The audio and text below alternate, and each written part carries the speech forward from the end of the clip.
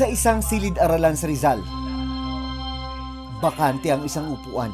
Relama Prince Ezekiel, Reyes Christian, Season Janre Collantes. Ang batang nakaupo sana rito.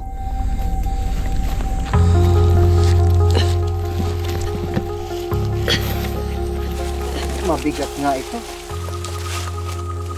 Mabigat to. Okay ka lang? Okay ka lang? Lumiliban para makipagsapalaran sa kabundukan. Ang 13 taong gulang na si Ipiw. Nagbubuhat si Ipiw ng sako-sakong kalakal na halos doble ng kanyang bigat. Grade 5 na po ako. Kailangan ko rin po magtrabaho. Gagawin daw niya ang lahat para makatulong sa pamilya at makapag-aral ang mga nakababatang kapatid. Naiiyak po kasi po, nadadamay po kasi pamilya ko kasi sila rin po nagugutuman din. Nagpagod din po ako minsan pero di pa po ako sumusuko.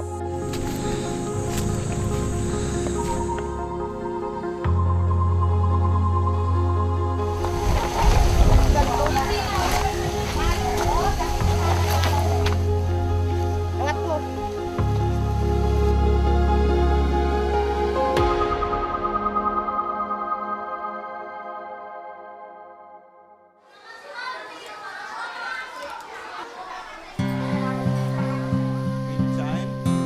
Limang minuto na lang bago mag-alas 12. Patapos na ang klase ni Realin Season, 11 taong gulang.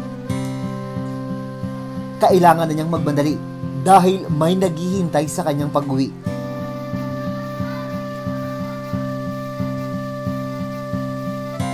Sa labas ng kanilang bahay, naghihintay na ang kuya ni Realin na si Ipiw.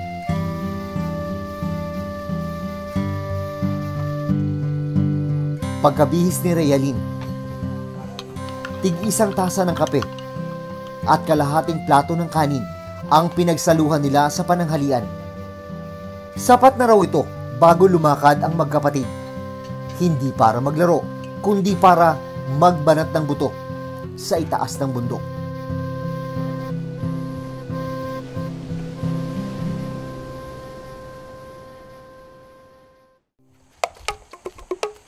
Sinamahan ko ang mag-ama paakyat ng bundok.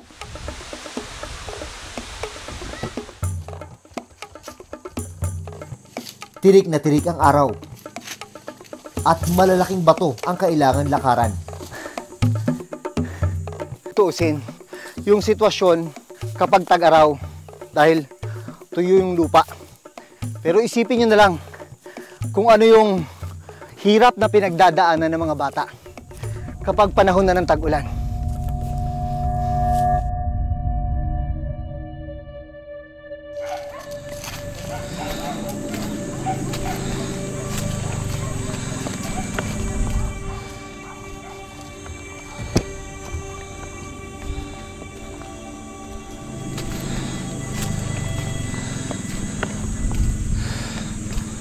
Tumitigil-tigil sina Ipiw sa gitna ng kabundukan para magpahinga.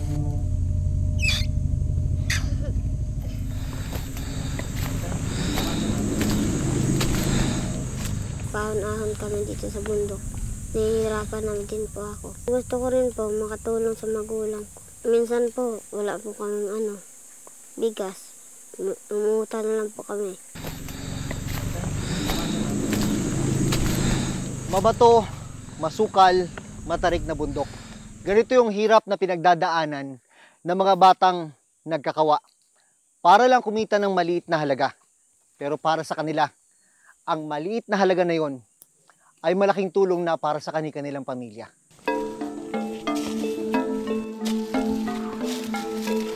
Pagdating sa sagingan, kumuha na ng mga bunga ng saging ang kanilang amang si Mang Rehiyo.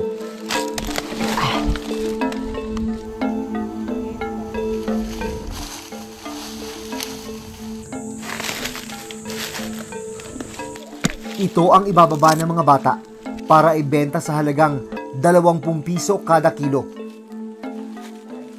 Ilang sako yan? Minsan po, 2 bilig po. 2 bilog. Ibig sabihin 2 sako? Hindi malaking sako. Mas malaking sako pa dyan. Opo. Kailangan organisado yung yung pagkakasalansan. Opo, para po di masakit. Kadalasan ilang sakong binubuhat mo? Pipiw? Po. Ilang sako? Isa lang. Pag sa uling naman po, 2. Ilang taon ka na nga? 13 po. Pero parang maliit ka sa edad mo, no? Opo. Dahil kaya sa kakabuhat. Po, sa kakabuhat po po ito. Pagkakamada ng mga saging sa kani-kanilang sako, nagkawa o binuhat na ng magkapatid ang mahigit tig 20 kilos ng kalakal sa kanilang ulo.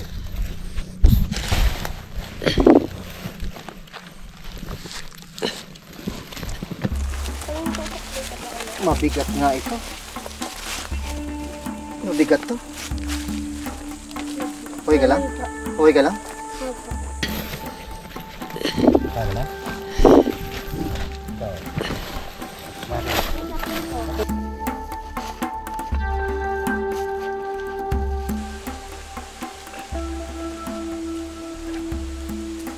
Okay na.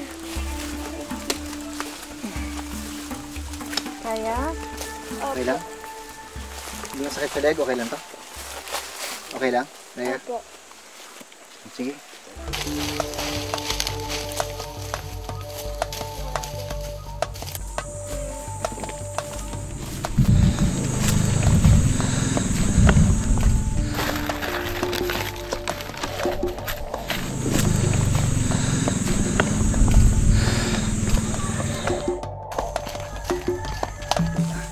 Tignan mo kung gaano kabilis yung mga batang yan.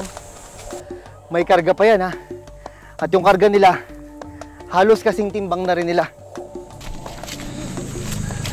Ano yung gusto mong isipin lagi na para labanan yung pagod? Hana, makarating na ako kasi nakakapagod po kasi. Masakit sa leeg tapos sa likod. Lalo po pag walang sapin. Minsan po bumabaliktad yung karga ko. Minsan po masakit, minsan hindi naman. Pag tumatakbo pa ako dito, na pa ako, na dapa. Siyempre, may sugat pa ako. Minsan sa tuhod. Angat mo.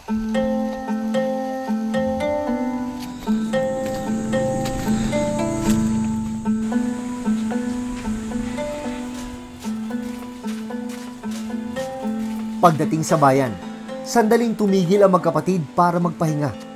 Kadalasan mga ilang hinto kayo, ilang pahinga? Minsan po 5. 5. Mabalik lang yung lakas. Opo, pag di na ulit kayo pagod.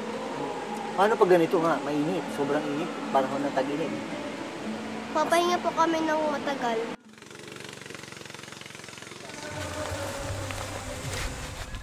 Muling sumabak ang magkapatid sa pagbubuhat.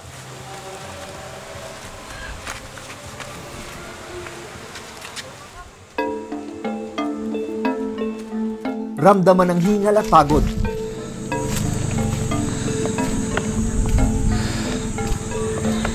Maigat at tinawid na magkapatid ang tulay. Isang maling hakbang kasi, pwede silang mahulog sa malalim na dam.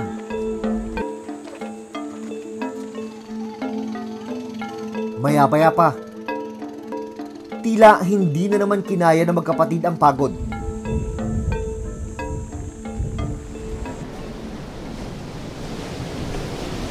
Kaya tumigil sila nang makita ang ilog para magtampisaw sa gitna ng mainit na panahon.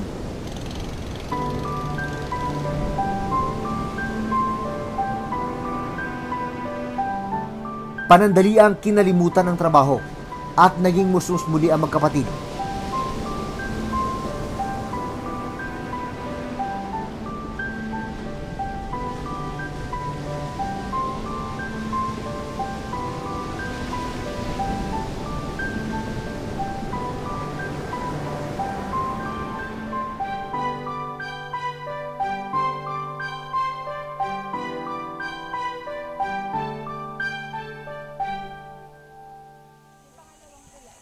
Pero maggagabi na at kailangan ng maibenta ang bagong hango nilang kalakal.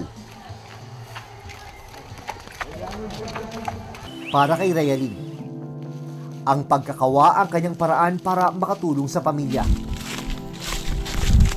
May mga pagkakataon daw kasi na hindi sila nakakakain ng sapat sa isang araw. Parang hirap yata matulog na buto. Naiyak po kasi po, nadamay po kasi pamilya ko kasi sila rin po nagugutuman din. Pag ganun na yung nararamdaman mo, anong sinasabi mo sa mga kapatid mo? Sasabi ko po sana mag-aral sila mabuti para po makatulong sila sa pamilya namin. Napagod din po ako minsan pero di pa po ako sumusuko. Ginagawa yun para po makapagtapos ako sa pag-aaral ko. Sa 6 na magkakapatid, wala pang nakapagtatapos sa pag-aaral. Pero si Realyn, pilit na ginagapang ang pagpapatuloy sa eskwela. Kailangan ko rin po magtrabaho. Gusto ko na umangat po kami dito sa hirap po. Si Ipiw, huminto sa pag-aaral ngayong taon. Grade 7 na sana siya ngayon. Pero dahil 2 beses siyang natigil sa pag-aaral, inabutan na siya ng nakababatang kapatid na si Realyn sa grade 5. Kasi po tumigil pa ako nitong 2024. Para naman sa kanilang ama, nalulungkot siya sa tuwing nakikitang nagtatrabaho ang mga anak. Pero wala raw silang kakainin kung hindi tutulong sina Ipiw. Lalo na't may edad at hirap na rin daw siyang umakyat baba ng bundok habang may sakit naman sa baga ang kanyang asawa. Bilang ama, tayo pareho tayong magulang. Parang ang bigat nun, makita mo yung mga anak mong nahihirapan para lang makatulong sa pamilya. Di po ba? Hindi naman mga sabi mo, tuwang-tuwa ako dahil nakatulong sila. Pero ang naramdaman ko, ang bigat nilang binubuhat, parang naramdam ko yun. Sobrang hirap ko dito. Kahit pagod ka, magtrabaho pa rin. No, ng pamaraan, parang mayroon lang kami nga. Hindi kami sobrahan sa gutom. Sino kaya hindi malungkot? Lahat siguro maramdaman kahit sino na mga magulang. Sabi niya, wala namang gawa. Gusto ko makatulong ako. Pero salamatan ko man sa kanya dahil nakatulong. Pero ang pag-aaral na, nakalimutan.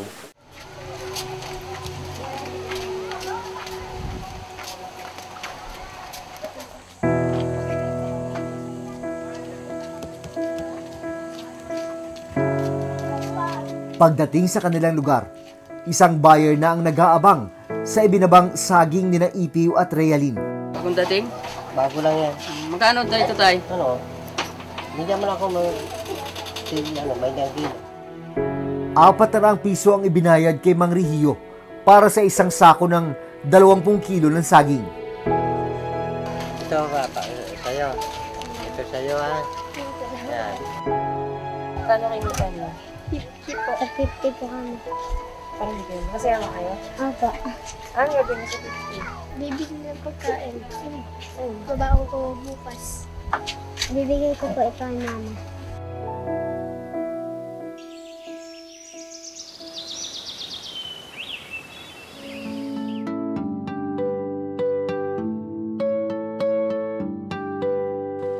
Para naman malaman ang kalagayan ng kalusugan ng pamilya, agad ipinasuri si Nanay Marivic at magkapatid na Ipiw at Realyn sa Health Center ng Bayan.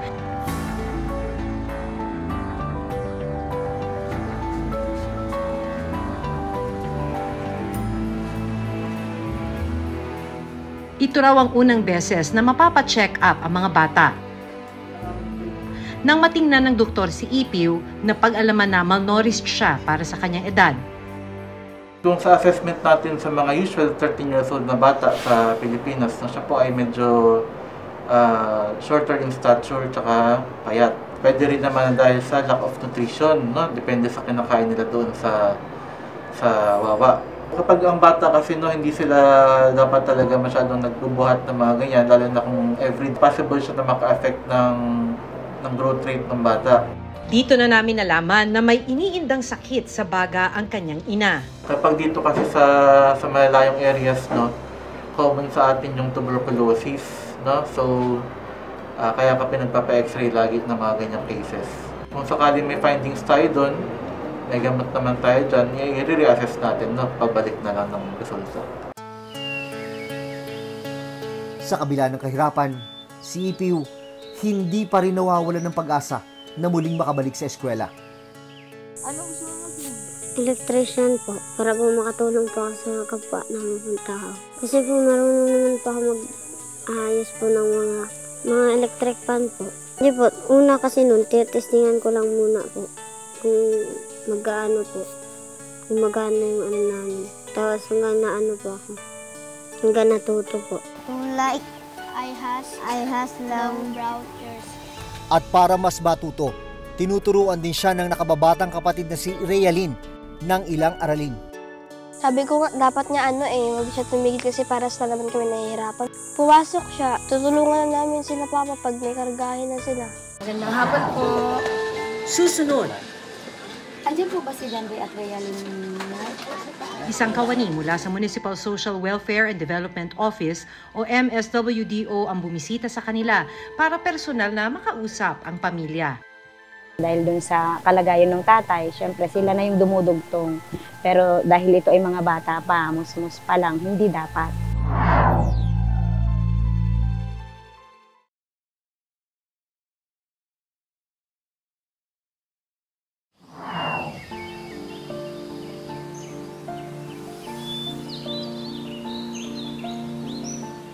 Ikatlo ang mga kabataan sa mga pinakamahirap na sektor sa ating lipunan. Karapatan na mabigyan ng dekalidad na edukasyon, malayo sa anumang mabigat na hanap buhay. Mabigyan ng mga pangunahing pangangailangan. Ilan lang yan sa mga karapatang dapat maibigay sa mga bata. Pero ang nakalulungkot, mahigit 1 milyong kabataan pa rin ang nasasadlak sa child labor. Nito lang Lunes, inilapit ng Reporter's Notebook sa lokal na pamahalaan ng Rodriguez Rizal ang sitwasyon ni Ipiw at Realin. Apo. Magandang hapon po. Andiyan po ba si Danry at Realin? Isang kawani mula sa Municipal Social Welfare and Development Office o MSWDO ang bumisita sa kanila para personal na makausap ang pamilya. Papapasukin ka ulit, hindi ka i-drop out. Makikiusap tayo na matatapos ng taon na to. Okay sa'yo. Yung mga bata, hindi nila gusto yung sitwasyon. Kaya lang kailangan nilang magtrabaho para makatugon dun sa unang-una yung basic na lang na pangangailangan. Sige, ganito po. I-check natin kung ito ay ma-waive na po natin. Sige po. Dahil dun sa kalagayan ng tatay, syempre sila na yung dumudugtong. Pero dahil ito ay mga bata pa, musmus pa lang, hindi dapat. Makikita dapat ng estado din. Paano natin sila matulungan at maagapayan yung mga batang ito. Merong risk sa health and nutrition ng mga bata kasi lalo na kung sila ay nasa murang edad, tapos yung kanilang ginagawang trabaho ay hindi appropriate so sa kanilang pangangatawan. Risk din syempre na hindi nila matapos yung kanilang pag-aaral, no? Nung mag-drop out sila sa school. Magbibigay rin ng pinansyal na tulong ang lokal na pamahalaan ng Montalban para kina Ipiw at Realin para hindi na muling bumalik sa pagtatrabaho ang mga bata. At ang magandang balita, makakabalik na muli sa eskwelahan si Ipiw. Kaya ilang school supplies, bagong uniforme at sapatos din ang inabot ng aming programa para sa kanya. Masaya po kasi ito magagamitin na pagpapasok ako. Masaya po ako dahil binigyan niyo po ako ng school supply po. Panggamit po sa school. Binigyan din sila ng scholarship ng Rodriguez LGU para may pagpatuloy ang kanilang pag-aaral hanggang high school. Susunod!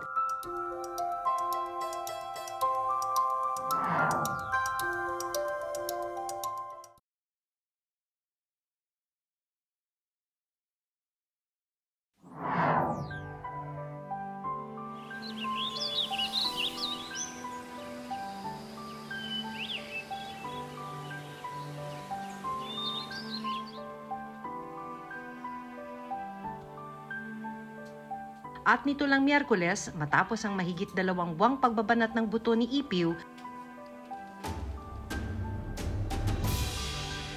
hindi na sa bundok at hindi na rin sako-sakong gulay ang kailangan niyang buhatin.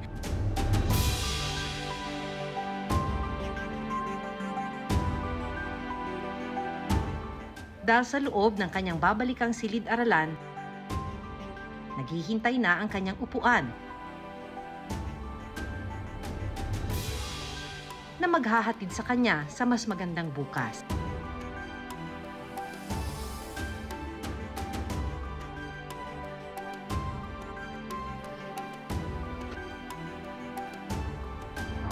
Hanggang sa susunod na Sabado, ako si Maki Pulido.